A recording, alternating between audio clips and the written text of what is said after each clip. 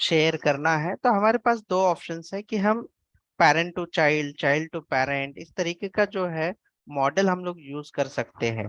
Last हमने यही discuss किया था। जैसे कि ये पेरेंट है, लेट्स सी कि ये काउंटर जो है, काउंटर नाम का जो ऐप है जिसमें हम लोग नंबर दिखाएंगे, इसके जो पेरेंट बनाए थे हमने, पहला जो पेरेंट था, एक पेरेंट है, और दूसरे जो दो चाइल्ड हमने बनाए थे, पहला चाइल्ड था हमारा काउंटर डिस्प्ले, हम लोग डिस्प्ले कर रहे थे, आउटपुट दिखा रहे थे। और सेकंड वाला जो चाइल्ड बनाया था हमने, वो बना लिया था, क्या नाम का था, काउंटर बटन्स नाम का था। तो अभी क्या हो रहा था, हम कर क्या रहे थे कि यहाँ पे काउंट नाम का एक वेरिएबल है था, एक वेरिएबल जिसकी वैल्यू 0 थी। ये वेरिएबल हमने जो है पास कर दिया था काउंटर डिस्प्ले को, और यहाँ पे जो एचटीएमएल फाइल थी, यहाँ पे हम ये काउंटर की वैल्यू एचटीएमएल में दिखा रहे थे। तो अब काउंटर की वैल्यू कितनी है और आउटपुट में क्या दिखेगा, ऑब्वियसली 0 ही दिखेगा। क्या है काउंट की वैल्यू, जीरो। 0 है तो 0 ही दिखेगा। फिर उसके बाद ये जो रिलेशनशिप हमने लगाई थी, इस तरीके से लगाई थी। अब वो आप बताओगे कि कौन से टाइप की रिलेशनशिप होगी। ये अगर हमारा पेरेंट है और ये चाइल्ड है, तो ये हमने parent to child, parent to child. Parent to child. अब चाइल्ड से यहाँ पे हमने तीन बटन बनाए थे, बटन बनाए थे तीन, कौन से, इंक्रीमेंट नाम का बटन बनाया था हमने, increment decrement reset. Increment, increment, decrement and reset नाम का बटन बनाया था। इनका काम क्या था कि अगर मैं इंक्रीमेंट में क्लिक करूंगा तो ये जो काउंटर है वो बढ़ना चाहिए। तो यहां से मैंने इवेंट को इमिट किया, यानी बाइंड कर दी, भेज दिया वहां पे।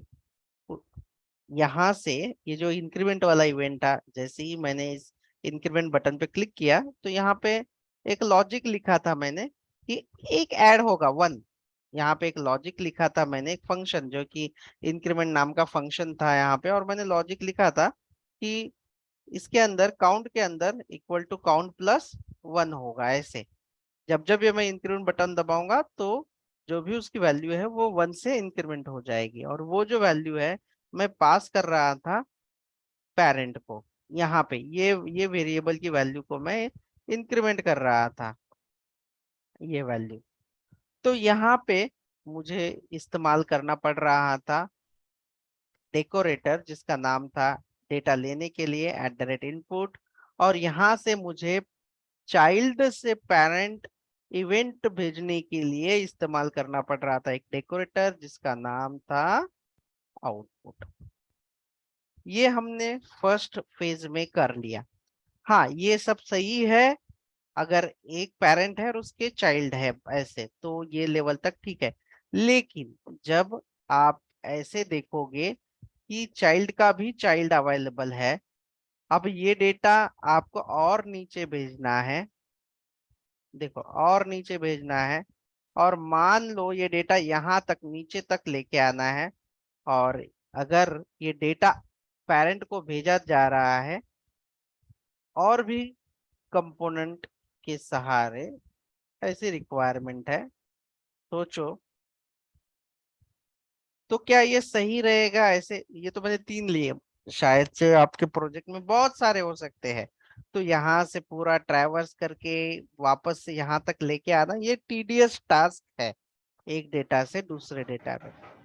और उसका जो स्टेट है, ये स्टेट का मतलब है कि जो डेटा है वो चेंज हुआ है, तो वो भी ध्यान में रखना। अभी मान लो यहाँ पे डेटा चेंज हुआ तो यहाँ पे आने में उसे टाइम लगेगा, इसके पास तो पुरानी वैल्यू है। अब रियल टाइम के हिसाब से सोच लीजिए, मान लो यहाँ से डेबिटेड हो गया, लेकिन यहाँ पे अभी तक आपके अकाउंट में क्रेडिट का आया ही नहीं है ऐसा पैसा। तो हम लोगों को एक और सॉल्यूशन मिला कि हम एक काम करते हैं कि एक सेंट्रलाइज डेटा मैनेजमेंट यानी जिसे हम लोग स्टेट मैनेजमेंट कहते हैं, स्टेट यानी कि नथिंग बट जो डेटा है। अब ये देखो, ये काउंटर ये वेरिएबल है और वेरिएबल का मतलब है कि हम लोगों का डेटा है। क्या हम ऐसा कुछ कर सकते हैं कि ये जो वेरिएबल है, ये वेरिएबल को हम यहाँ बनाएंगे और ये जो इंक्रीमेंट वाला है ये इसको काउंट इंक्रीमेंट डिक्रीमेंट जो भी करना है करेगा, और जिसे भी इसे इस्तेमाल करना हो वो डायरेक्टली इसे इस्तेमाल कोई भी करे, और ये कोई भी इंक्रीमेंट या डिक्रीमेंट करे कोई फर्क नहीं पड़ेगा। अब मुझे बताओ कि ये सेंट्रलाइज होने की वजह से ये तो एप्लीकेशन का परफॉर्मेंस आप होगा ही होगा। दूसरा, ये जो डेटा पूरी तरीके से ट्रैवर्स हो रहा था एक से जगह पे, वो टाइम जो है वो बच गया। तो ये जो सेंट्रलाइज सॉल्यूशन है कि सेंट्रलाइज में हम लोग सारा डेटा मैनेज करेंगे, तो इसको हम मैनेज करने के लिए हमें एक लाइब्रेरी का इस्तेमाल करना पड़ता है, और जो लाइब्रेरी है उसका नाम है NGRX एक्सटेंशन जो है एंगुलर का। हमने यहाँ तक डिस्कस कर लिया था, और इसके लिए आप लोगों को बनाना होता है, क्या क्या यूज करना होता है ये सेंट्रलाइज के लिए। सबसे पहले स्टेट आपको क्रिएट करना होता है, फिर उसके Actions. बाद एक्शन क्रिएट करनी होती है, फिर उसके बाद आपको Reducer. रिड्यूसर क्रिएट करना रिड्यूसर। होता है। रिड्यूसर के बाद आपको रिड्यूसर जो है मॉड्यूल डॉट टीएस जो भी आपका मॉड्यूल है Modulity. उसके अंदर आपको मैनेज करना होता है। तो state is nothing but about your data, जो वेरिएबल है वो होंगे। एक्शंस इज नथिंग बट जो भी आप इवेंट कर रहे हो, यानी जो फंक्शंस है आपके, हम उसे फंक्शन कहेंगे, वो आपके फंक्शन होंगे। रिड्यूसर नथिंग बट वेरिएबल, और वो जो फंक्शंस है वेरिएबल में क्या चेंजेस होना चाहिए और कौन से फंक्शन पे वो चेंजेस होना चाहिए उसका मैपिंग है, कि ये फंक्शन फंक्शन F1 एग्जीक्यूट होने पे वेरिएबल में क्या इम्पैक्ट होना चाहिए, ये हम रिड्यूसर में मैप करते हैं। और ये रिड्यूसर जो है मॉड्यूल डॉट टीएस में हम इंपोर्ट में कॉन्फ़िगर करते हैं। ये हमने लास्ट सेशन तक इतना देखा था। अब बात आती है कि ये जो हमने, और ये जहाँ पे जिस लाइब्रेरी में होता है NGRX, वो पूरा का पूरा जहाँ पे होता है वो स्टोर, उसे स्टोर कहते हैं NGRX स्टोर। ये पूरा पार्ट जो है बंच, इंटायर बंच है, हम कह सकते हैं कि स्टोर के थ्रू। अब ये जो स्टोर है, ये स्टोर के अंदर आपको सब कुछ मिलेगा, स्टेट भी मिलेगा, एक्शन भी मिलेगी और रिड्यूसर भी मिलेगा।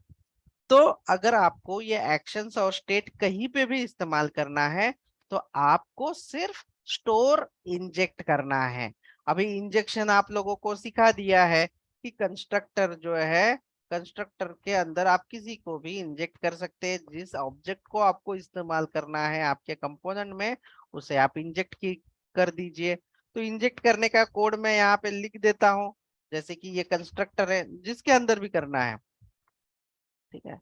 इसे थोड़ा बड़ा कर देते हैं ऐसे, लंबा सा। अब यहाँ पे मैं लेता हूँ प्राइवेट, और जो भी आपको नाम देना है, अभी मुझे स्टोर, ये अगर कुछ भी पूरा इस्तेमाल करना है तो मुझे स्टोर लेना है।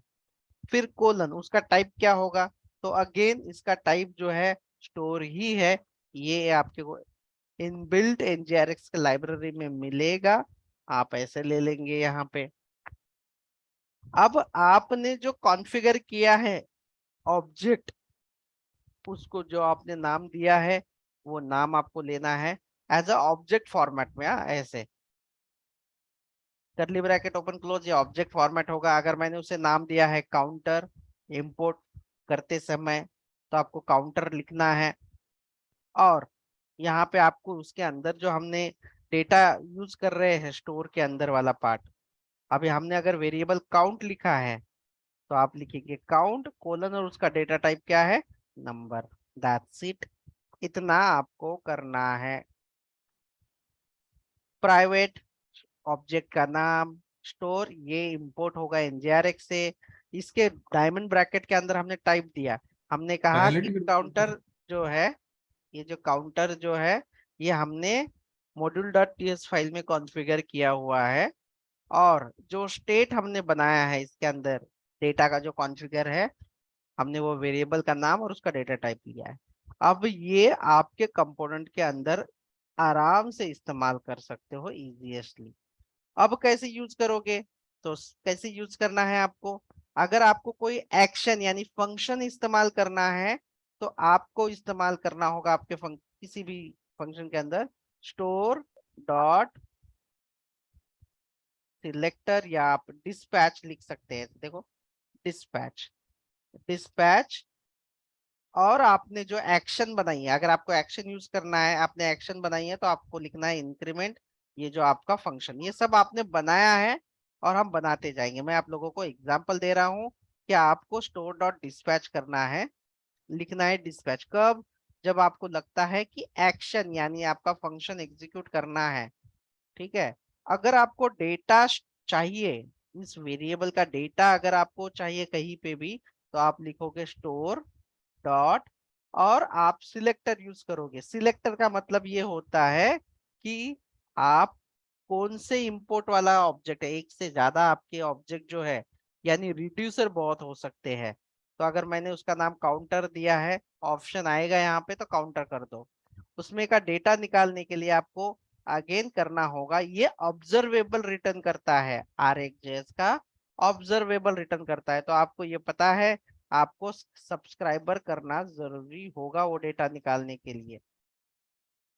ठीक है, तो यहाँ पे डी फॉर डेटा मैं ले रहा हूँ, और आपको ये जो डी में डेटा मिलेगा, आप ये डिस्प्ले कर सकते हैं कंसोल डॉट लॉग, और डी डॉट आपका जो वेरिएबल का नाम था that's it।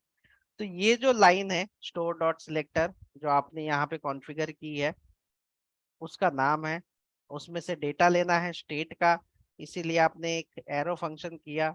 एरो फंक्शन के अंदर आपने वो स्टेट मिल जाएगा आपको, और आप उसका वेरिएबल एक्सेस कर पाओगे।